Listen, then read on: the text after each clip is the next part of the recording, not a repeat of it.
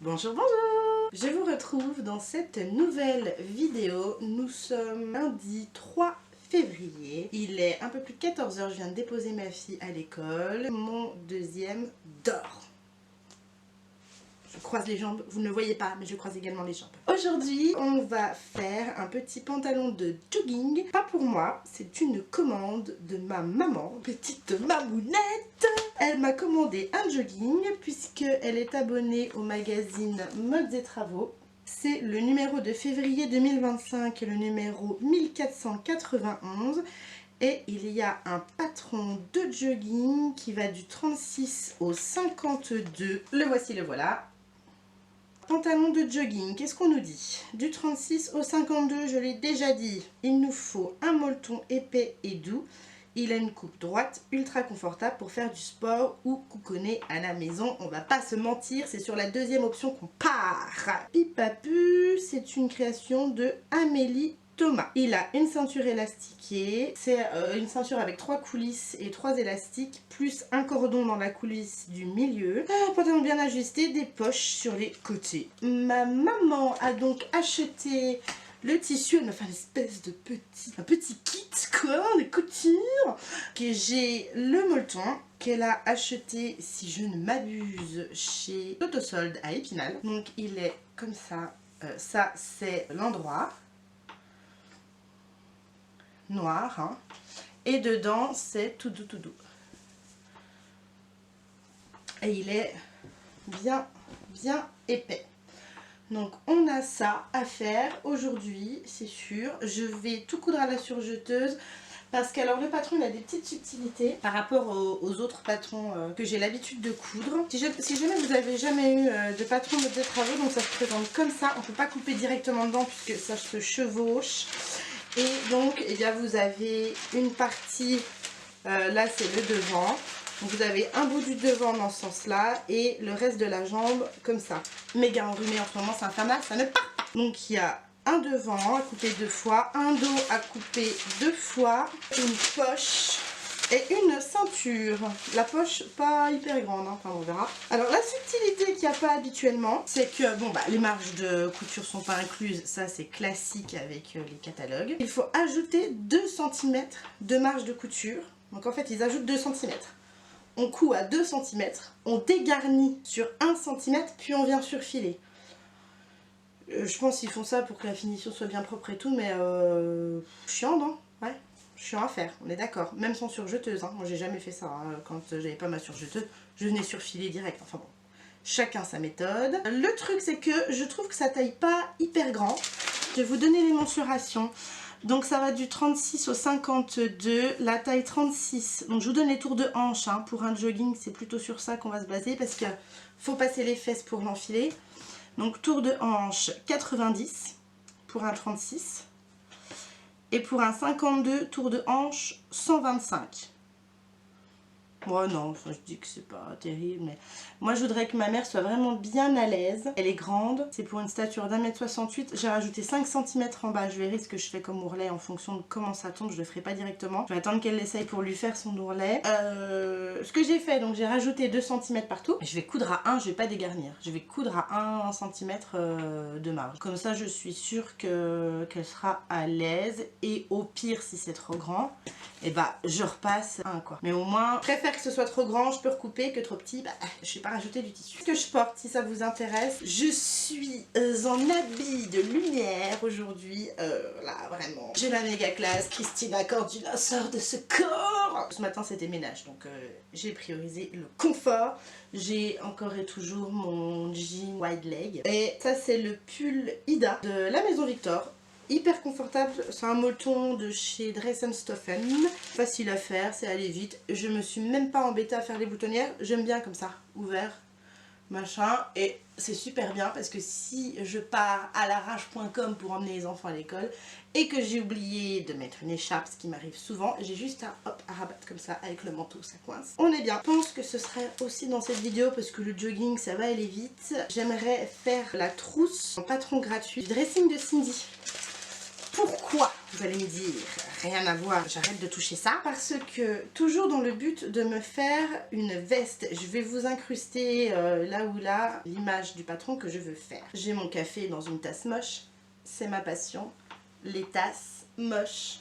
Donc, j'aimerais me faire un blouson, c'est le modèle 416 de chez Burda. C'est un manteau avec un zip devant, des poches zippées et un petit cordon de resserrage en bas. Je n'ai jamais posé, enfin, je n'avais, je vais vous expliquer, jamais posé de fermeture éclair séparable et je n'ai jamais posé de poche zippée. Et les explications Burda étant ce qu'elles sont, je voudrais me faire m'entraîner, mais faire des pièces d'études, ça m'enquiquine. Je préfère faire un vrai truc. Parce que, pourquoi je m'entraîne aussi? Parce que c'est un super beau tissu que je veux utiliser. Il s'agit de ce tissu que j'ai trouvé chez Email et qui n'est autre qu'un coton égyptien tissé à la main. Vraiment, il est d'une super qualité et je vois trop ce petit blouson là-dedans. S'il me reste, je pourrais me faire soit une jupe droite ou alors un short ou je sais pas quoi, on verra. Ou même une banane quoi, ça peut être super sympa d'avoir une banane comme ça. Donc je veux pas me bananer, et j'aime le mot. Donc je m'entraîne et je me suis fait une capuche amovible. Je vais pas vous la montrer parce que mon fils dort et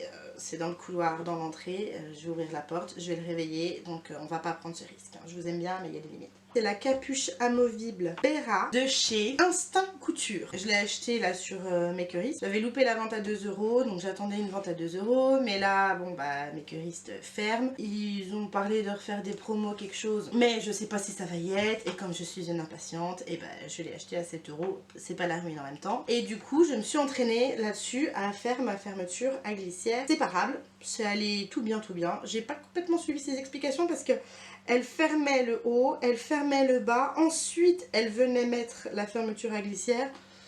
J'avais peur que ça me fasse des petits bourrelets, des petits becs sur le bas, donc moi j'ai fermé... Est-ce que j'ai fermé le haut? Non, j'ai même pas fermé le haut, j'ai posé ma fermeture à glissière et je suis venue poser ma doublure par-dessus et ensuite j'ai fermé le haut et le bas, pas si c'est clair ce que je dis. On a dit ici on est précis. Je sais pas dans quoi je vais la faire, la banane, parce que oui, vous allez me dire, la banane du dressing de Cindy, elle a pas de poche... Elle a une grande poche zippée, mais elle n'a pas la poche plaquée devant. Je vais vous faire voir ma banane à moi que j'ai. Je vais partir du patron de la banane du dressing de Cindy. Je vais modifier un tout petit peu l'avant pour pouvoir y insérer cette fameuse poche. Je ne sais pas encore dans quel tissu, mais enfin j'ai quand même pas mal de choix. Il me reste du matelassé de la capuche amovible, c'était celui-ci. Vert, vous voyez, il est super sympa. De chez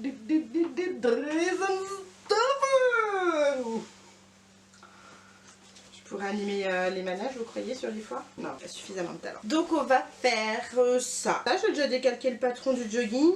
J'ai coupé un bout. J'ai coupé quoi? Le dos, je crois. Et puis, bah, on va continuer. Hein, on poursuit ensemble. C'est parti.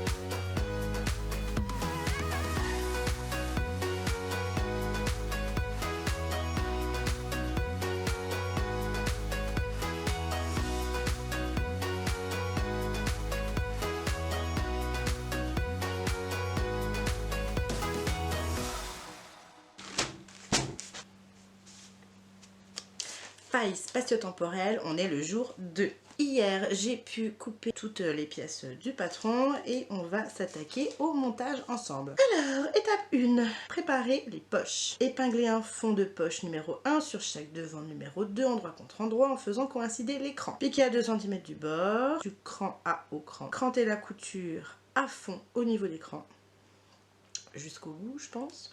Retourner le fond de poche contre l'envers du devant et faire une surpiqûre à 5 mm du bord. Épingler les fonds de poche, rester libre sur les fonds de poche cousus. Mais alors c'est pas attaché au dos? Oula oula oula oula, je vais faire autrement que leur méthode parce que ça me paraît bizarre. Moi je vais épingler chaque fond de poche au devant et au dos.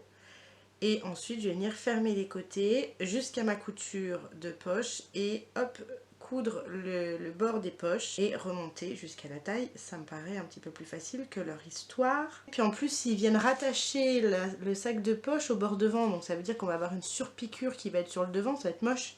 Moi je veux pas faire ça. Moi je veux pas faire ça moi, non non non non, je vais faire à ma façon. Ok, et bah zou, c'est parti.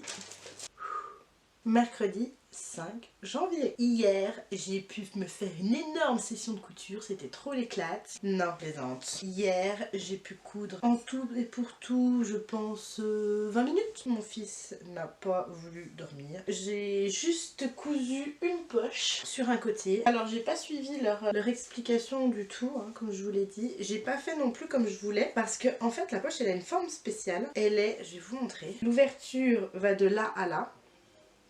Mais elle se poursuit au-dessus, en dessous. Donc si je voulais coudre tout d'un tenant et faire le tour, il aurait fallu que je la recoupe. Et si je la recoupais, elle allait être vraiment toute petite. Donc j'ai fait un peu un truc à ma sauce, un bidouillage. Mais ma foi, ça a fait quelque chose de plutôt propre. Je sais pas ce que vous en pensez. Mais on a l'ouverture ici. Hop. Ça fait il y a une petite surpiqûre de chaque côté. Je trouve que c'est plutôt propre. J'ai encore des petits fils à couper, mais c'est pas mal. Donc je vais faire la même chose sur l'autre. J'ai pu. De l'autre côté, qu'est-ce que j'ai fait? J'ai assemblé chaque poche à chaque côté. Je les ai assemblées ensemble dans l'arrondi.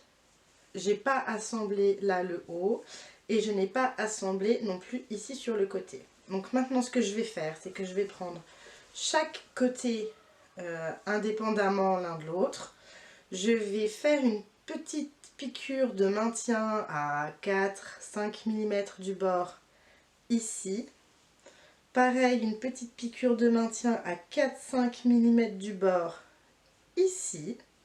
Donc là, je ne suis pas allée jusqu'au bout hein, sur cette partie-là, sur le bas, pour pouvoir avoir de quoi hop, tirer mon tissu. Donc là, je vais le mettre, je vais vous montrer sur le bas parce que c'est la partie qui est peut-être un peu plus compliquée.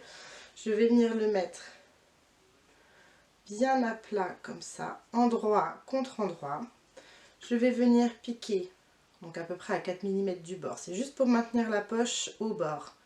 Le long là comme ça, donc d'à peu près là où je me suis arrêtée sur ma piqûre. Je pique là tout le long et je viens m'arrêter là où j'ai fait ma piqûre d'ouverture de poche. Je fais pareil de l'autre côté. Et ensuite, je vais venir réunir mes deux côtés, endroit contre endroit. Et ce coup-ci, je vais piquer à 1 cm en poussant ma couture poche pour ne pas avoir de bourrelet sur le bord. Et que ce soit comme ça, bien propre. Je sais pas si on voit bien, j'espère qu'on verra bien. Je n'ai pas de retour écran. Donc je vais venir piquer vraiment, je vais faire ici et ici. Et le bas n'est pas encore piqué du pantalon. Vous voyez, c'est encore ouvert ici. Parce qu'après, là, je vais venir assembler à la surjeteuse pour garder le stretch. Tout ça, je le fais à la machine, au point droit. Je vais essayer de vous le filmer pour que vous voyez bien. Je vous garantis rien, hein. Je vais essayer. C'est pas oui ou d'ici, hein.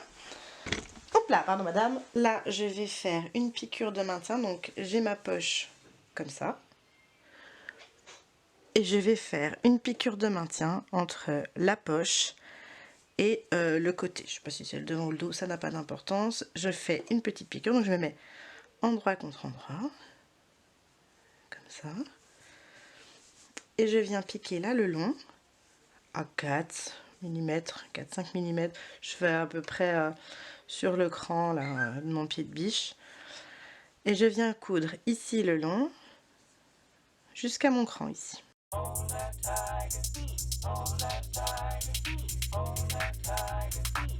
Je fais la même chose de l'autre côté.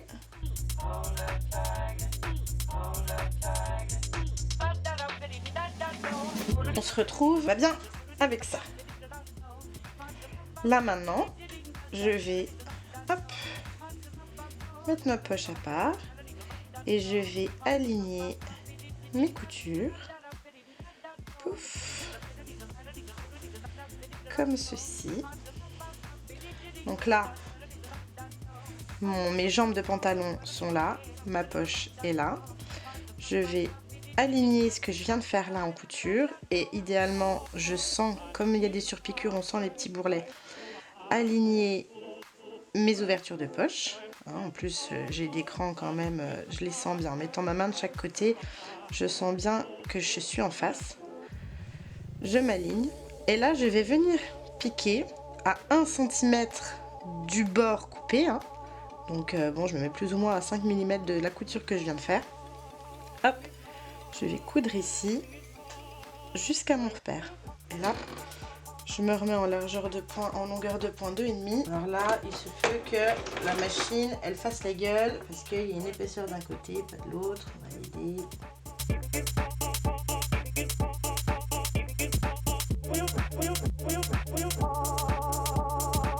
Alors, en vérité, est-ce que je vous ai dit des bêtises? Est-ce que ça a marché? Tadam! Yeah, c'est plutôt propre. Bon là, vous voyez, j'étais pas bien alignée, donc c'est un peu rentré dedans. Mais enfin, porter, ce sera pas chou. Et on fait pareil en dessous. Aura-t-elle réussi? Aura-t-elle échoué? Tada! Nanana, elle a réussi. Donc comme ça, notre poche, elle est bien attachée. Là, je tire sur la poche. Elle est bien attachée au pantalon et on n'aura pas besoin de faire une surpiqûre. C'est bien, non? C'est pas trop mal quand même, ça fait propre. Un petit coup de repassage et ce sera bien.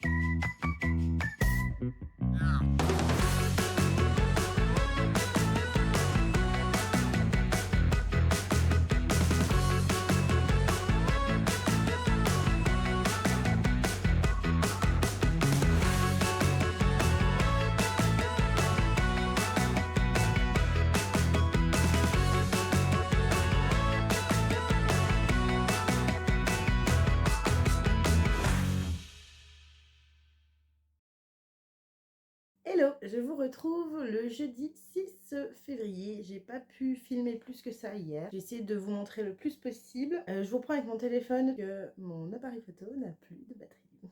Bon, c'est pas grave. Hier, j'ai terminé le pantalon de jogging de ma maman. Hop. Alors, j'ai laissé des cordons un peu longs. On verra s'il faut faire plus que ça. J'ai mis des petits stop cordons au bout. Que ce soit propre, pas de difficulté particulière. Donc la coulisse avec, enfin les coulisses, parce qu'il y a 3 coulisses avec 3 élastiques. Je l'ai essayé, qu'est-ce qu'il est confortable. Oh, c'est un vrai bonheur. Je suis à 2 doigts de pas lui donner. Je plaisante, je vais lui donner. Donc bah voilà, il est terminé. Alors les ourlets, je les ai pas encore fait, je verrai sur elle. Là j'ai juste surjeté. Je vais même pas rentrer le fil, pouvoir ensuite faire le rentrer en fonction de sa taille. Alors du coup, je vous avais dit que je ferais le sac banane dans cette vidéo, mais j'ai peur que la vidéo soit beaucoup trop longue si je fais ça. Je vais faire une autre vidéo du sac banane. Donc là, j'ai téléchargé le patron. Je vous ai dit que c'était un patron du dressing de Cindy, mais c'est en fait un patron et ma petite mercerie que j'ai téléchargé. Je l'ai assemblé, imprimé, assemblé. J'ai coupé toutes les pièces qu'il faut et donc je vais modifier le patron de sorte d'avoir une poche zippée devant. Et également, j'aimerais bien rajouter une petite poche à l'intérieur, au dos. Je vais vous faire une vidéo spéciale le sac banane. Je pense que ce sera plus simple comme ça. Je tenais donc en cette fin de vidéo à remercier toutes les personnes qui se sont abonnées à ma chaîne. On est déjà plus de 100 abonnés. Je suis vraiment surprise, je m'attendais pas à avoir autant d'abonnés dès une première vidéo quoi finalement, donc vraiment merci du fond du cœur, ça me fait énormément plaisir. Bon, alors pour d'autres youtubeuses 100 abonnés c'est du pipi de chat, mais pour moi c'est énorme. Surtout que, enfin vraiment, j'ai lancé ça en me disant bon on verra bien, je m'attendais à avoir 4-5 abonnés et on est plus de 100, donc vraiment merci beaucoup. Et ça me fait un peu bizarre quoi, c'est un peu impressionnant, je vous cache pas. Imaginez 100 personnes qui attendent de voir la suite de ce que je vais bien pouvoir coudre.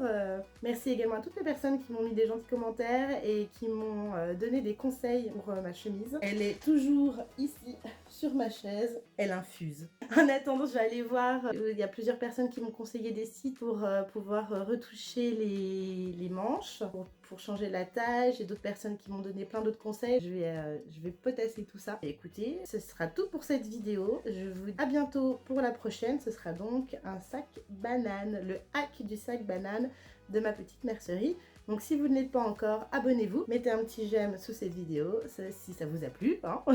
Vous n'êtes pas obligé, mais bon, ça fait plaisir si ça vous a plu. N'hésitez pas à mettre un petit commentaire et je vous dis à bientôt. Bye!